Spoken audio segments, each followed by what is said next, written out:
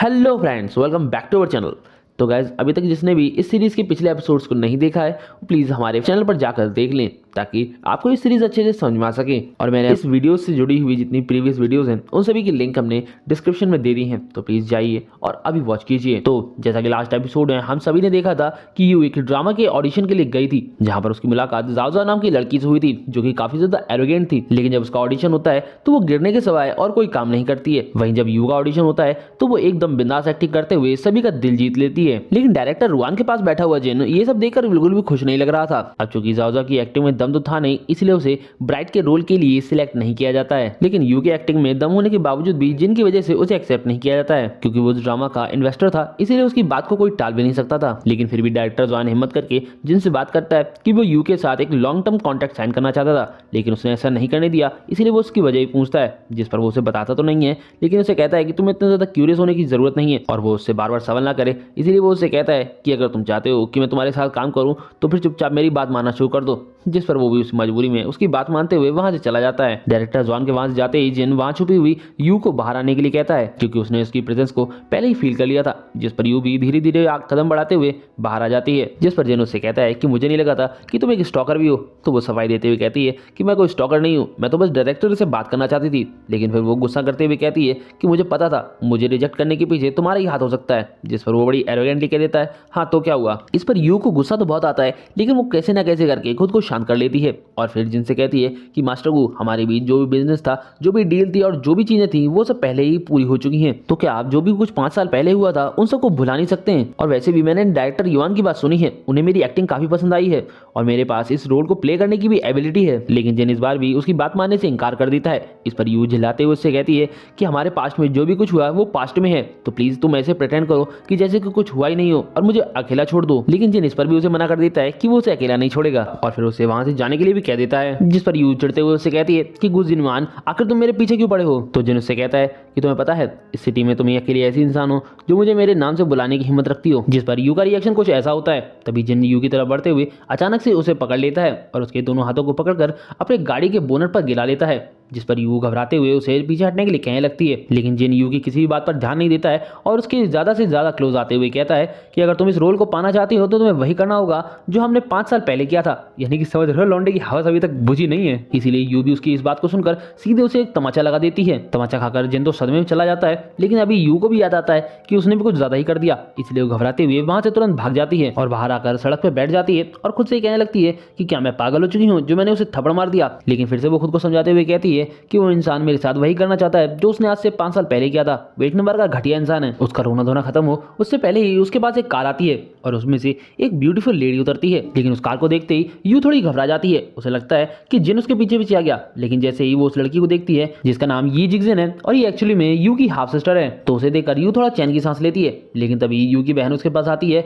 और उसको थप्पड़ मारने का ट्राई करती है। जिस पर यू उसका हाथ पकड़ लेती है तो वो उसे गाली देती है। जिस पर यू भी उसे गाली देते हुए पूछती है कि अगर तुम्हारी दिक्कत क्या है। तो यू उसे अपना हाथ छुड़ाते हुए उसे फिर से बुरा भला बोलती है। जिस पर यू का रिएक्शन कुछ ऐसा होता है और वो सोचती है कि आखिर मेरा आज कितना ज्यादा बैड लक है। पहले तो वो आज पागल आदमी मिल गया, उसके बाद ये पागल इंसान मिल गई। तब यू की सिस्टर यू से कहती है कि तुम्हें देखकर लगता है कि तुम्हारी जिंदगी की बजी पड़ी है। जिस पर यू से कहती है कि तुम्हें इससे कोई मतलब होना नहीं चाहिए कि मेरी जिंदगी में क्या चल रहा है और मेरी जिंदगी कितनी ज्यादा रफ है। इस पर उसकी सिस्टर कहती है कि तुम बहाने मत बनाओ, मुझे पता है कि तुम यहाँ सिर्फ पैसे के लिए आई हो, लेकिन तुम एक बात याद रखो, जैसे तुम्हें पहले कुछ नहीं मिला था वैसे ही तुम्हें हमारी फैमिली से अब भी कुछ नहीं मिलेगा। और उसकी बातों से हमें पता चलता है कि जिनसे अलग होने के बाद यू सीधे अपनी फैमिली में गई थी, जहाँ उसने एक रात और एक दिन गेट के बाहर रहकर मिन्नतें की थी। लेकिन बावजूद इसके भी उसकी फैमिली ने उसे एक्सेप्ट नहीं किया। अपनी सिस्टर की इन तीखी बातों को सुनने के बाद भी यू खुद पर कंट्रोल करते हुए कहती है कि 5 साल कब के बीत चुके हैं, अब तुम कब तक इन बातों को लेकर बैठी रहोगी। तो उसकी सिस्टर उसे कहती है कि तुम्हारी बॉडी में भले हमारी फैमिली का ब्लड क्यों ना हो, लेकिन अगर तुम्हारे हमारी फैमिली के सामने मर भी जाती हो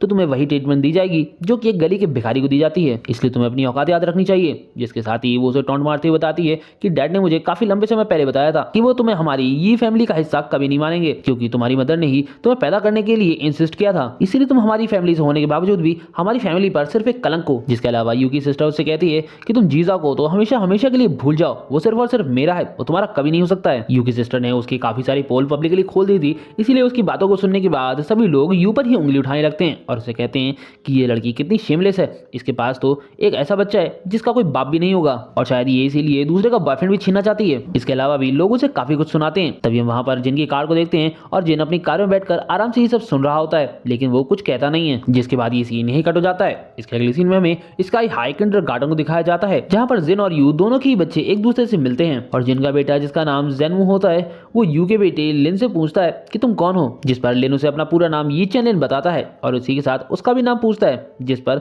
जेनवू भी अपना नाम गू जेनवू बता देता है। जिस पर लिन उसे गले लगाते हुए कहता है कि ब्रदर तुमसे मिलकर बहुत ज्यादा खुशी हुई, जिसके साथ ही वो उसे लिन के नाम से पुकारने के लिए कहता है। लेकिन जेनवू ये सोच रहा था कि हम लोग एक जैसे दिखने के बावजूद भी बिल्कुल भी क्लोज नहीं है। जिसके अलावा हम उसके चेहरे पर उदासी और अकेलापन भी देख पाते हैं। तभी लिन जेनवू को स्कूल के बाद उसके घर पर खेलने के लिए इन्वाइट करता है, जिस पर जेनवू उसे मना करते हुए बताता है कि मेरे फादर कभी भी मुझे एक रात के लिए भी बाहर रखने की इजाजत नहीं देंगे। तो लिन तुरंत ही इस बात का सॉल्यूशन देते हुए कहता है कि अगर ऐसी बात है तो मेरी मम्मी मुझे मना नहीं करेंगी कि मैं किसी और के घर रात भर रुकूं, इसलिए क्या मैं तुम्हारे घर आ सकता हूं। अब चूंकि ये दोनों एक जैसे दिखते हैं और लिन इस बात के लिए बहुत ज्यादा खुश है, ये देखकर जेनवू भी इस बात के लिए रेडी हो जाता है और उसे उसके घर चलने की इजाजत दे देता है। जिस पर लिन बहुत ज्यादा खुश होने लगता है और ऐसा लग रहा था कि मानो उसे असली का भाई मिल चुका हो। इसके बाद हमें सीधे कुछ घंटे बाद दिखाया जाता है जहां पर स्कूल की छुट्टी हो चुकी थी। तभी जेनवू को ढूंढते हुआ जिन उसके क्लासरूम में आता है और उससे पूछता है कि तुम अभी भी यहाँ क्या कर रहे हो, मैं कब से तुम्हारे स्कूल के बाहर वेट कर रहा था, तुम्हारे सारे क्लासमेट्स भी अब जा चुके हैं, तुम यहाँ क्या कर रहे हो। अपने डैड को देखकर जेनवू थोड़ा सहम जाता है, लेकिन जैसे ही वो कुछ कहने वाला होता है तो उसकी बात जिन समझ जाता है और उसे पूछता है कि क्या तुम किसी का वेट कर रहे हो,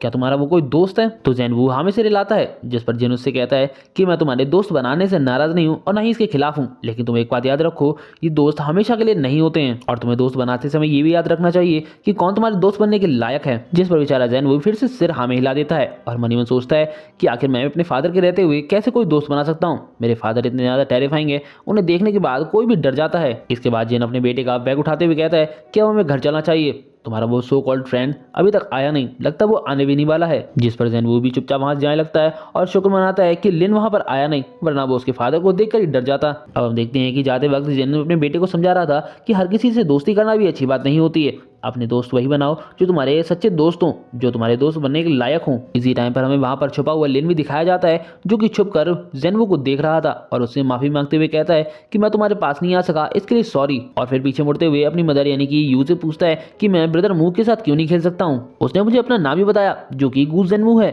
और इसके अलावा उसने मुझे अपने घर पर खेलने के लिए भी कहा है। इसके अलावा वो यू से पूछता है कि वो डैडी थे ना जो ब्रदर मू को पिकअप करने के लिए आए थे, तो फिर हम उनसे छुप क्यों रहे हैं। उसके इतने सारे सवालों को सुनने के बाद ये उसे बड़े ही प्यार से समझाती है कि तुम्हारे डैडी तुम्हारे मम्मी की तरह नहीं है, वो बहुत ही ज्यादा डरावने हैं और अगर उन्होंने तुम्हें देख लिया तो वो तुम्हें मुझसे दूर ले जाएंगे, लेकिन हाँ डैडी बहुत ज्यादा रिच हैं, अगर तुम डैडी के साथ रहना चाहते हो तो तुम जा सकते हो। जिस पर वो तुरंत ही मना कर देता है और कहता है कि मम्मी मैं आपको कभी भी छोड़कर नहीं जाऊंगा। जिस पर यू बड़े ही प्यार से उसके सिर पे हाथ लगाने लगती है, लेकिन तभी लिन से पूछता है कि क्या मैं ब्रदर मू के साथ अब भी खेल सकता हूँ। जिस पर वो कहती है कि तुम खेल सकते हो लेकिन डैडी से दूर रहना। जिसके बाद ये दोनों ही अपने अपने घर चले जाते हैं। अब हम यू को उसके घर पर देखते हैं जहाँ वो अपने सोफे पर बैठकर आराम कर रही होती है। तभी उसके पास जीजाओ की कॉल आती है, जिसे वो पिक करते हुए उससे पूछती है कि तुम कैसे हो। तो उधर से जीजाओ बड़ी खुशी से कहता है कि वान वान तुम क्या कर रही हो। जिस पर वो उसे बताती है कि मैंने अभी लिन को बेड पर सुलाया है और इस समय मैं अपने फेस मास्क लगाकर बैठी हूँ और कुछ देर में मैं भी सोने चली जाऊंगी। तो जीजाओ उससे आज के ऑडिशन के रिजल्ट के बारे में पूछता है और उससे कहता है कि मुझे ट्रीट देना मत भूलना। तो यू से बताती है